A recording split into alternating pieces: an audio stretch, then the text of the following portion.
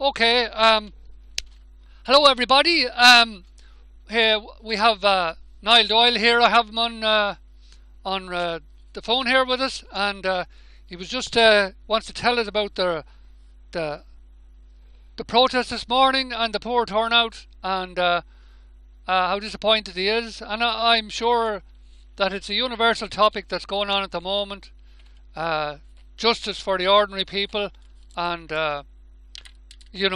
people getting evicted by banks that have no rights over their own homes and such. So tell us about anyway, Niall. What was the protest about? Hello, James. How are you going? Afternoon to you. Indeed. The protest was organised. The protest was organised by the group Independent Protesters Ireland, and Independent Protesters Ireland is an idea that was set up about 4 years ago to allow anybody to turn up at a protest under the banner Independent Protesters if they have a gripe with a certain issue. So, for instance, a person could be against the bank bailouts, but they can turn up as Independent Protesters Ireland if they're protesting against, say, bank bailouts. Or it could be evictions, it could be water charges, corruption, indeed a bad budget, which we always have anyway, as it pertains to the poor people. So all this kind of thing. So we all decided, as I live in Mullingar, and a member of our part of Independent Protesters Ireland, that we would do something that was never done before by any other anti-eviction or group, and that was to have a protest outside the courthouse in Mullingar when the Registrar's Court was sitting, and the Registrar's Court being the court where the banks apply to repossess houses, foreclosure and mortgages, and basically get the keys back.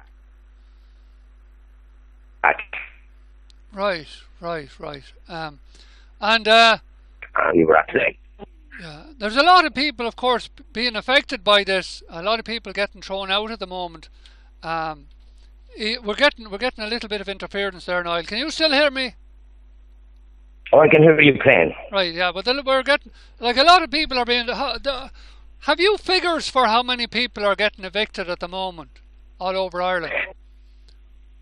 Not particularly, but I know that the organisations like the National Land League of Ireland and the Land League and other anti-eviction groups would have the figures. Now, I think the last Registrar's Court in Mullingar was there in early June. I think it was the second Monday of June, and I believe there were upwards on 60 cases listed for the day, 60 repossession applications by banks. And that's just for one day?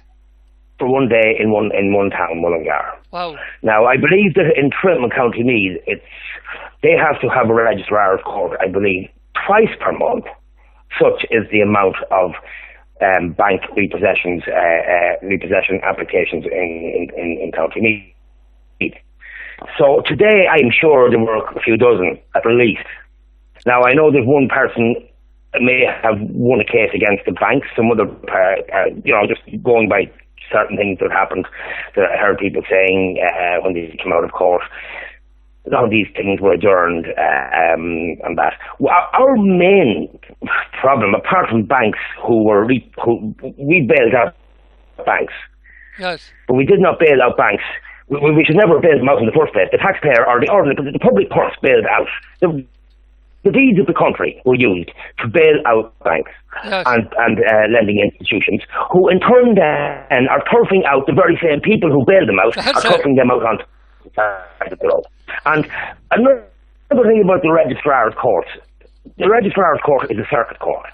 The county registrar is not a judge, but apparently the county registrar has this power to grant eviction orders to the banks. Now, the next day, the county registrar is also, by the way, the county registrar is three persons in the one trinity. The county registrar, who is basically, for want of a better description, the circuit court clerk, okay? Right. This county registrar is also the county sheriff. Oh. And the county registrar is also the returning officer at elections and referendums. So really, it's a very, very powerful, important position, and no doubt a political appointment. There's some legal thing there about. So is the. There's some legal thing there. There's some legal thing there, Niall, isn't there, about where you concentrate too many jobs in the hands of one person. I think there's some law that doesn't allow you to do that, as far as I know. Isn't that correct? Well, I don't know about that, but I'm sure there are laws that don't allow certain things. But you see, laws only apply to the likes of us, James, the small man. Yeah, laws don't true. apply. Laws don't apply to the people who make the laws and who are there to uphold the law. The law does not apply to them. I mean,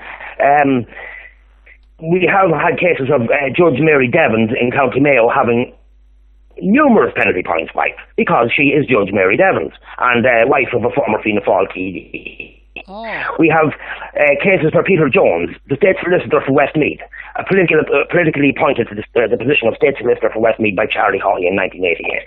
He had 8 penalty points removed. But then again, he can do that because he is the State Solicitor for Westmeath. He's not James Linnane or Niall Doyle. We don't get penalty points removed because we're not important enough to get penalty points removed.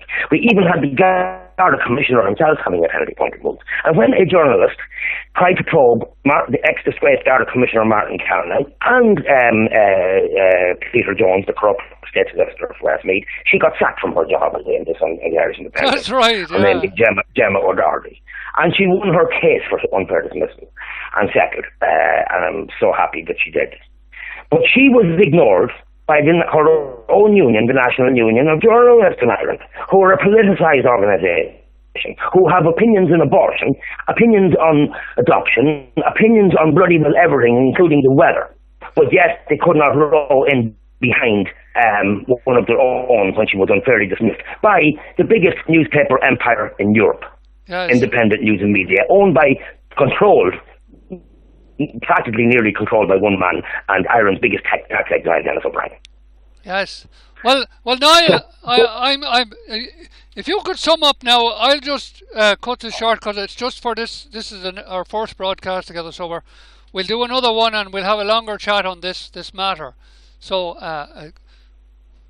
where are you heading now? What do you think you're going to be doing next? To conclude from today's protest, it was organised by independent protesters Ireland and in conjunction with Anti-Eviction Ireland. The turnout was, I believe that our protest was boycotted today by anti-austerity and other anti-eviction groups in Westmeath. Right. I'm convinced that we were boycotted because it was not their gig. Niall Doyle does not want his mugshot on the front page of the Westmeath newspapers as being a great protester, helping the evicted.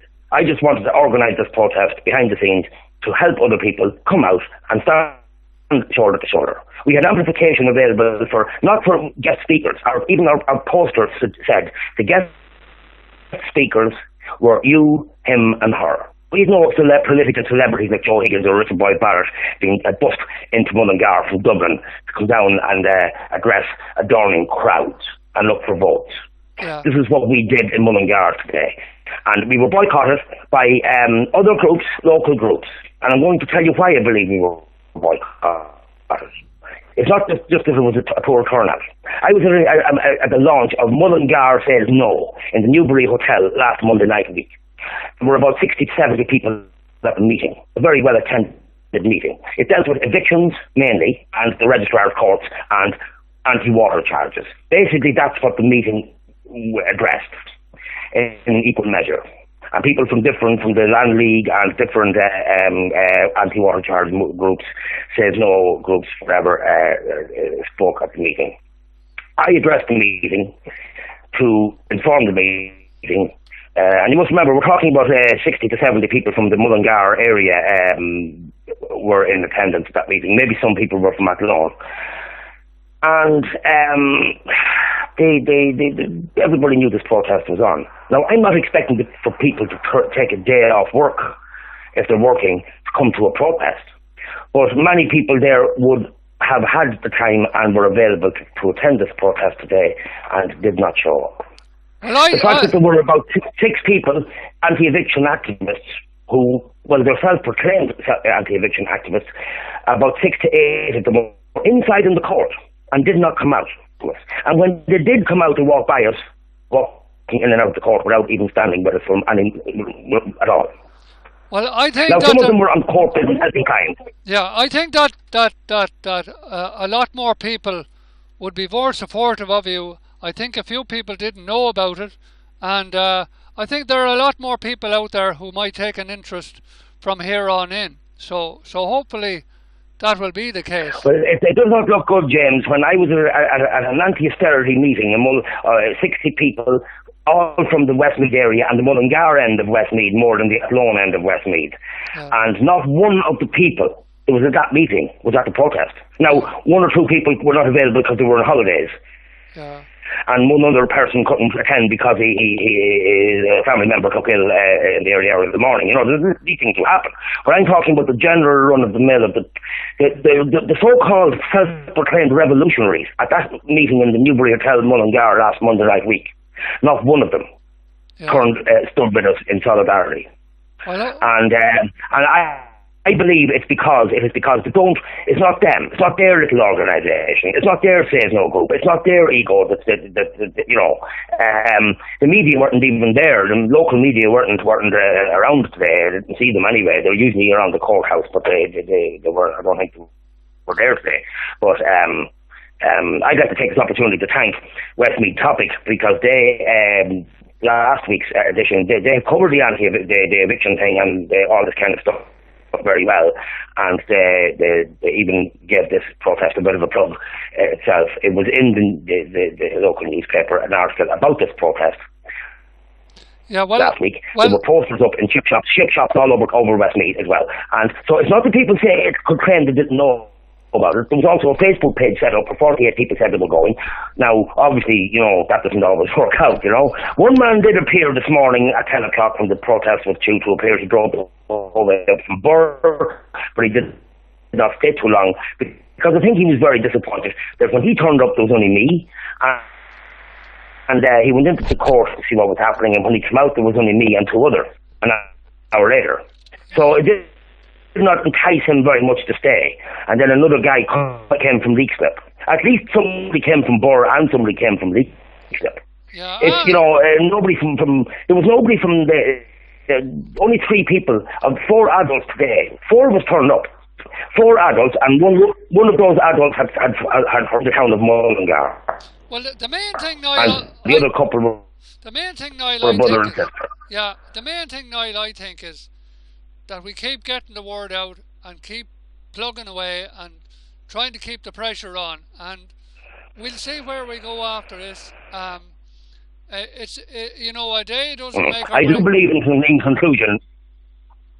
Yeah, but in conclusion, I do believe that the Irish people have a yearning to be led, and that does not look good. You can see the way they have the psychopathic attitude towards politicians, how they worship certain leaders of parties. That's because the media have created that illusion as well, that the leader happens to be some sort of a guy with a nice we all know suit, or she's the first woman leader of a party, so she must be good. It seems that people feel they need to belong. When you use the word independent protester, it's nearly like... Yeah, there's a bit of interruption there. I don't know what it is. Like as if it turns them off. I can't... so who's going to lead me? When you're giving people the option...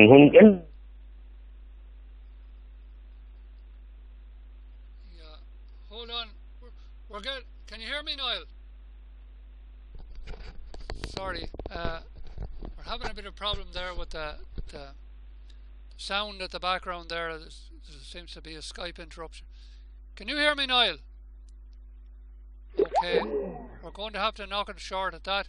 Sorry about that, folks. We'll get Niall back again on another occasion. Now, thank you very much.